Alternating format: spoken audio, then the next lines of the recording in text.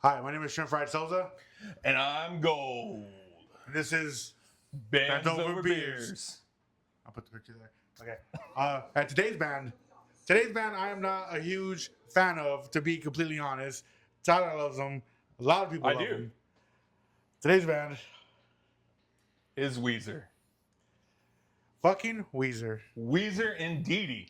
The Green Album, Pinkerton, Maladroit, Red Album, Green Album. Those are all flip flops. You got Make Believe. You have other bangers all the way through. I'm gonna let Tyler take the reins here. I don't know a lot of the history of Weezer. I was in charge of getting the beers today, and what do I think when I think of Weezer drinking beers? I think of Truly Unruly Lemonade. I think they would see this and think it's fucking cool.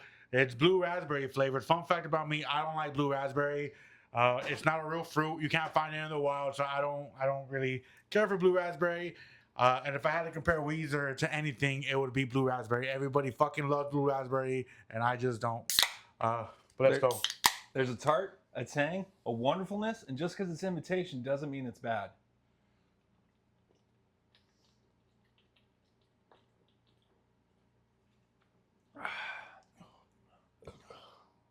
What's wrong with that? I love blue raspberry. If I can't go and fucking pick it out of a bush or a tree, it shouldn't be a fruit. That's not truthful at all. You can't find blue raspberry in the wild. I know, but just because you can't pick it out of a bush doesn't mean it's less. Yes, it does. You can't pick me out of a bush. And you're one of a kind. I don't see a fucking Tyler flavored truly unruly Tyler lemonade. It would be pretty rad if you could, though. Truly.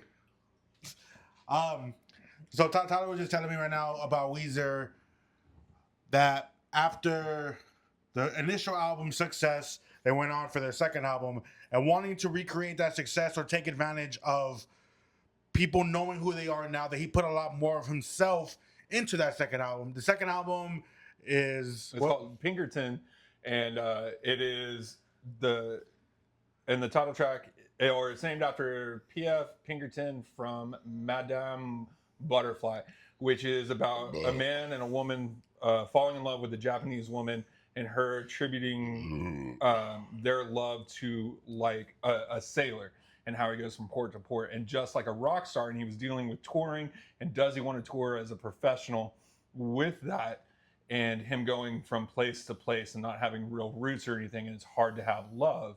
And so he was attributing himself to like that sailor. So after that, though, after Pinkerton, it was deemed as one of the worst albums ever by Rolling Stone, and a handful of other places. It didn't really go much other, and it crushed him and that was the last album he put more of himself in.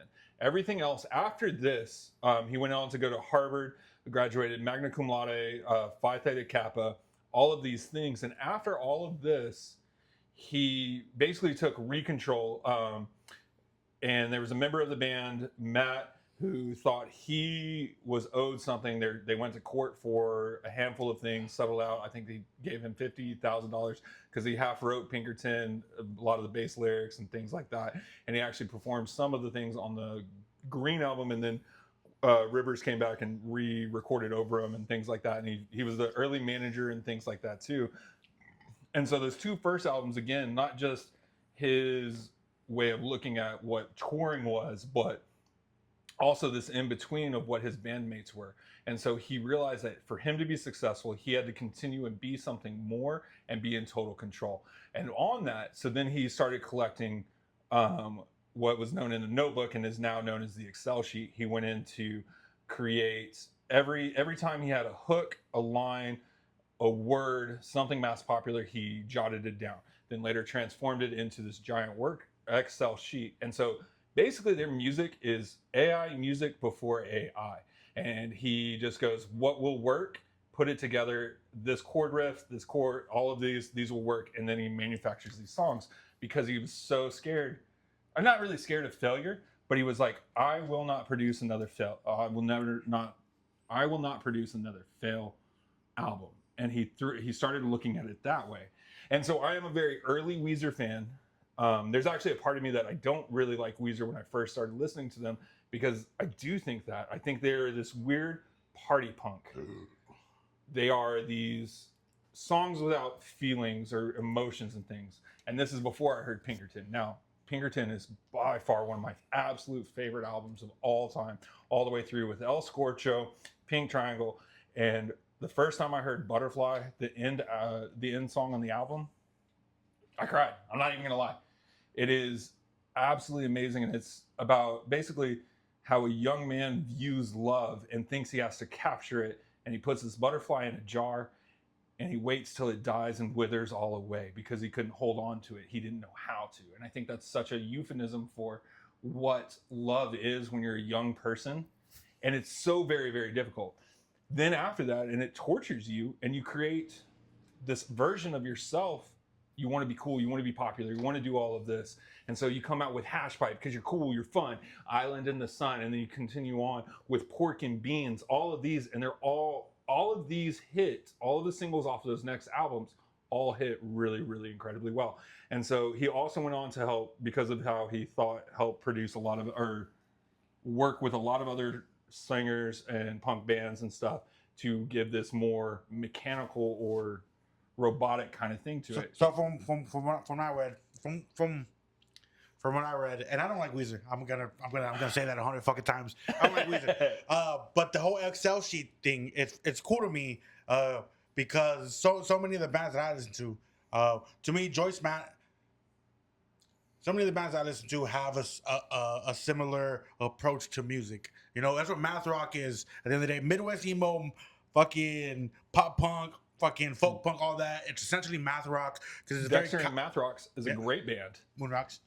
God damn it, yeah. Math rock is a very calculated form of music, and a lot of these artists will contribute Weezer as being their inspiration. So using the Excel sheet as a part of that, cool as fuck, right? I get that. Mm-hmm. If Barry from Joyce Manor sang any single Weezer song, I'd probably like it a lot more, because it's more believable to me. I love Joyce Manor, but I could definitely give them their flowers of being methodical behind it, of creating the early stages of what math rock is. Because math rock is a hard thing to play. You got to be smart to play math rock. I've seen videos of guitarists, longtime guitarists, trying to play math rock, but they can't do it because, again, you have to have a certain mind. You have to have a certain knowledge of guitars, of Music systems, theory, music all of theory. that. And just like God dang it, Tool, lead singer for Tool and Perfect Circle. Golly, why am I blanking on his name? Anyways, so he wrote Lateralis and all of that. Those are all done in Fibonacci sequences. I know the pieces fit. And what Fibonacci is, 1 + 2 = 3, 2 + 3 = 5, 2 + 5 = 7. And it's this natural, or 3 + 5 = 8. And it's this natural sequence all the way through. And he took that and placed that. So it is this, what it is this underlining code that we all understand, but we don't know we understand. And so that's what math rock is. It's a way to speak a language without knowing you're speaking a language. And the people that can dissect and do that, and then on top of it put poppy lyrics or lyrics that are going to touch you in a way, and they're this kind of songs that make you happy to be where you're at with the people you're there with. Yeah, I think if Weezer, after Pinkerton, if Weezer would have took, again, fucking two roads, right? Hey, I could take total control and make money and do what, and take care of the people around me and make shit happen, or I continue doing what I love to do. And he chose the money. And I think, and now learning about Weezer, hearing about Weezer, reading into it, and I think that's why I have such a distaste for them, is because so much of the music I listen to, they just make music to make music. Amen. And that's what I think you need to. And I think if Weezer would have just stuck to Pinkerton, would have stuck to that passion, would have just stuck to making music to make music, they would have found their people. They would have found their fucking place. We did the Replacements not too long ago, and the Replacements have never changed themselves, so much to the point that they were fucking banned from fucking Saturday Night Live. I respect bands that don't change themselves, who just continue to make music until they find their place. and learning about Weezer and the way you describe Weezer, they created their place, which is again commendable as fuck. To be able to maintain consistency and maintain um, top Billboard top performing songs, all of this across it over album after album that after album that was entirely covers, right? Yeah, And that chart, dude. Toto. I'll say this: Toto is a fucking great song. Like that is a good Weezer song. Like it's not theirs, but they did it such amazing. Africa by Toto is one of my happiest songs. Yeah, it's a great. You put on Africa by Toto, and I'm gonna be in a good mood. Hell 10 out of 10 every single time. Okay, what do you think? What do you think Weezer would order at the bar? Okay, so I've been thinking about this a lot. I do think Cuomo, because of how scientific and whatever, how his brains, I think he's going to go to one of those weird gastropubs and he's like, ooh, so did you know by the molecules on this, it makes your tongue feel this and all that. And then he's also going to be like, this is why Milwaukee Best is the best beer because it doesn't do this and blah, blah, blah. So it's going to be a toss up, but I think we're drinking some smoky, crazy, weird gastronomical stuff. And I think he's going to try to still be cool and drink some garage beers. See, I think when I think of him, he's spent so much of his time under a microscope, so much of his life under a microscope. He spent so much of his life under a microscope and a constant like, what's he going to do next? What's he going to do next? What's he thinking? You know, trying to dissect whatever he's doing. That his bartender, his place of kicking up his feet. He's gonna get a simple ass fucking beer and a shot. Just, you know, he goes, it's gonna be the same. I think that's gonna be his second to relax, right? So just did Boilermakers with Matt for the first time ever. And Boilermakers were created because they were quick, efficient, and cheap. People would get off of these blue collar jobs, fucking making boilers, fucking the train, the railroad, crew, whatever the fuck, any blue collar job. They would get out, and they just wanted something to get them there quickly.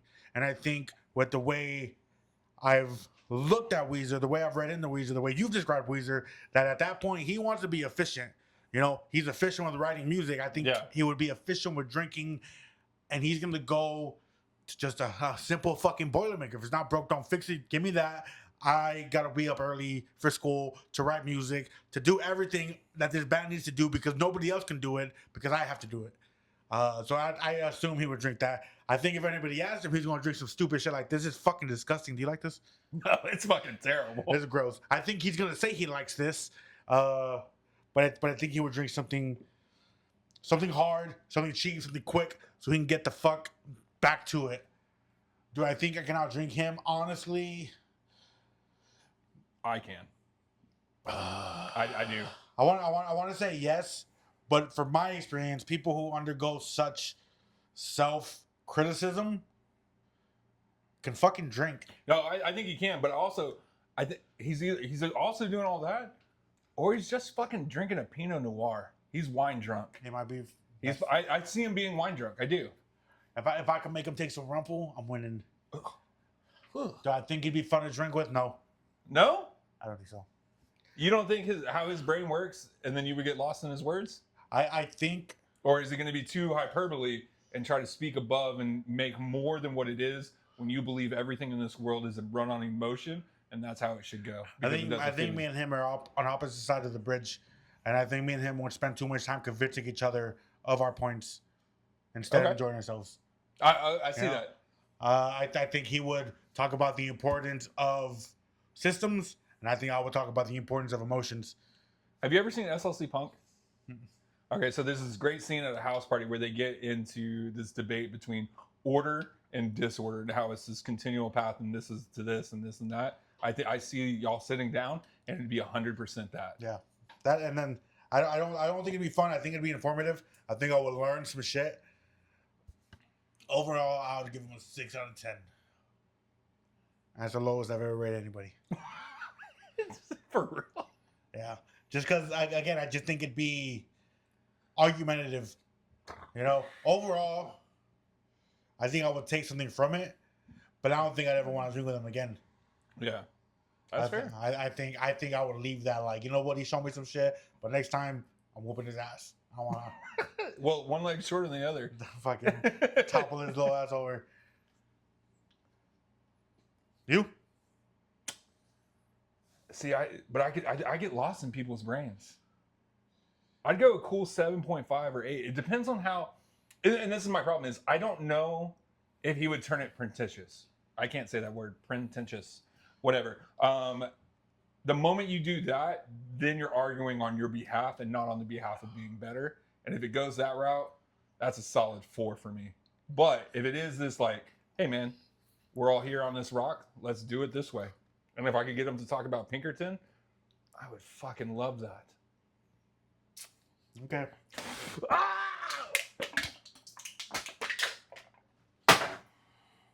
That didn't go as well as I wanted it to. I still got about that much left. I'm gonna sip this, so I'm not gonna do that. Who should we do next? So